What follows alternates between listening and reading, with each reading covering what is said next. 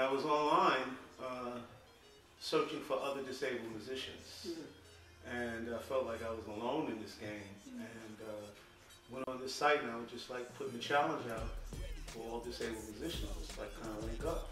And the whole Leroy came into the scene. He opened up a whole chapter that I didn't even know existed as far as this community, this whole movement of Krip-Hop, and so it was something so new to me.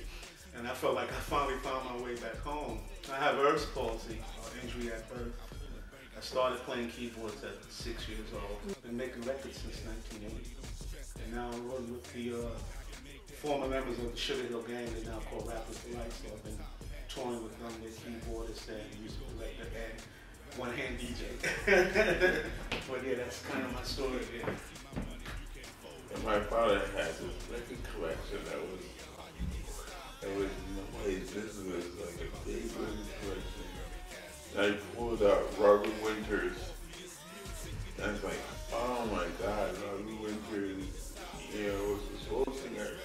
And he had polio, he was on crutches. And I put out another record, and it was Ray Charles. And I was like, oh my God, there's so many black disabled musicians. So I didn't know at that time that, 20 years later, that I was doing Krip-Hop as the founder of Krip-Hop is to have this live on past myself and to really have the industry in our community really support Krip-Hop and music and the message behind it. I've been talking to a lot of South African hip-hop artists, hip-hop artists that just loves Krip-Hop and want Krip-Hop to be there. So that's one of the project goals that Krip-Hop.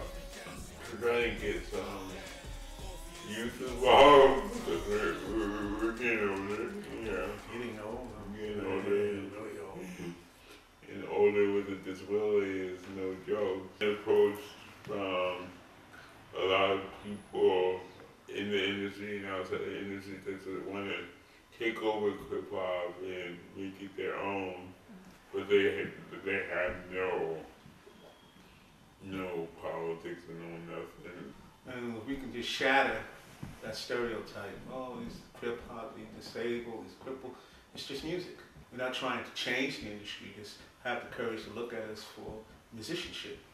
Just take those misconceptions and just push them aside. We know it's a visual industry, and understand that imagery. And we're not trying to do that, we're just trying to, portray out and bring our message out. What are some of the barriers in the industry? You mentioned one of them in terms of visual. Well, that's maybe 90% of it, because it's, they're selling that. It's a sexual, it's a drug, it's sexual, it's fashion driven. So if I come out and I don't, possess that imagery automatically. Now I'm told by labels, major labels for years, oh, you never got to do it because you're wrong. I never wanted to be in the forefront. I never wanted to be with the sexy blonde or the sexy this or that. I just wanted to do music, and I came into the industry rather naive, not knowing that hidden side of it. When I was growing up in New York, hip-hop and hip-hop culture is a different thing with hip-hop today in the industry. It's like, hip-hop culture, engulfs all of us. I saw people on crutches, in a cypher in Brooklyn and Manhattan, and that's the hip hop that I want and Krip-Hop wants to embrace. In the business of music, in this business, that's what they want. They really kind of want that violent thing. They really kind of want that sexual thing. They kind of really want that. It's about money. It's always been about money. It's a money thing. But the transition, instead of this clique and that clique going at war, they would have the ciphers. They had the rap ciphers, You know, hey, I'm from this, you know, blah, blah, blah, and it was love. Yeah. Now when you listen to the ciphers, you're dissing each other, the chords, and then you got the DJs on radio, and they're pushing it, so now it becomes a violence. Somebody gets hurt, somebody gets shot. And that's why I really got into the music, because I said, wow, I found something I can really do. I can control my own wealth by just creating songs, and I've got 7,000 songs in my catalog. And not even a publishing deal from the company. So that kind of raises another red flag. There's something other going on, something else going on, and that's that political view. Not even a publishing deal. Can you elaborate on that political view? Well, I challenged the music. I challenged it. I challenged the contracts, which was unheard of. You know, when I got a contract, it was so bogus that I took it to a lawyer outside the industry, and refused to do it. So immediately I was blacklisted. I think the problem with music today compared to the days of Curtis Mayfield, which he owned everything that he did, is that musicians are so individual, you know? It's all about my goal and my thing. I think if somehow we could change that and have more as a we kind of thing, and bring back the teaching of Curtis Mayfield, and really just study him. You know, how did he control all of his rights? You know, that's what I think hip hop artists need to do today, except getting clothing deals and Nike deals. It's like you're working for a corporation. Of course, you know, we have the internet and we can do things on the internet, we can control our music, but I think today musicians need to be more than musicians. Yeah. You know? They had to understand the publishing game, because it took me years to understand it. And right now the record companies are starving. You know, they're really starving. The record sales are gone, CDs are gone, and downloading, and you can't control that because you can never audit a download site. You can never audit iTunes. I mean, because you can never get inside to find out how many streams you really got. So it's a two-edged. So we look at Prince, what Prince did. You know, that's how he got it. He controlled his publishing. Yeah. Culture of greed, you know, culture of arrogance, culture of privilege. And the artists that, the hip hop artists that are there now, like Leroy said, okay, it's all about the endorsement. Okay, it's all about the endorsement. All you really do, you don't know what's going on. You know, you don't know how they made this piece or this product. You just say, put your name on this contract and stitch your name on the side of the sneaker, and that's it. But you're not coming back to your community, really trying to change anything.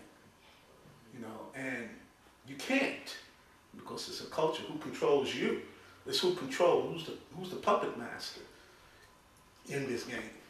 And until we, like Leroy said, until it becomes an issue, changes from my to we, it'll just go on and on. I think Leroy has done more. I mean, I've been in the game for over 40 years, and I think Leroy has done more to highlight this Krip-Hop movement, this whole disability thing. What I've seen, you know, we've got this tour we just did up in Toronto, that woke a lot of people up. Because you want it now. You understand? And now we're going to do the Dada Fest in the UK. We want it now. Hip-hop is $1 billion industry. Yeah, multi-billion dollar industry. It's just amazing that in 2014, there's not one well-known disabled hip-hop artist. That's just amazing. Around, you said Ray Charles and Stevie Wonder. You say why the industry is so captured on them. I think the industry is used to having blind artists. You know, I think the blues is nothing but blind men. You know, so they're used to blind artists, and they're not used to having people with other disabilities, you know, in the mix. Yeah. And it's so funny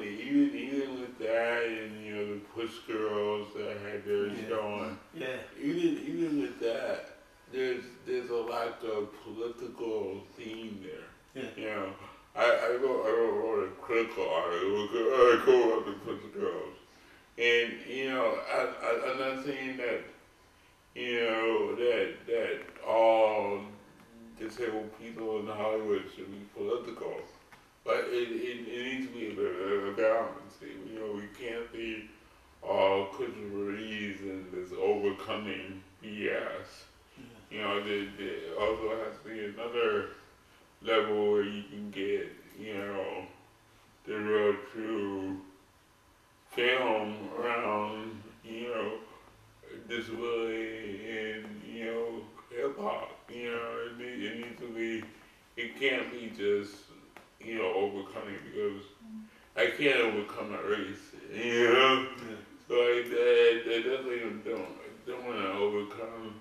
I can't overcome it. My disability is my culture. It's part of me. It's my culture, just like my black culture. Yeah.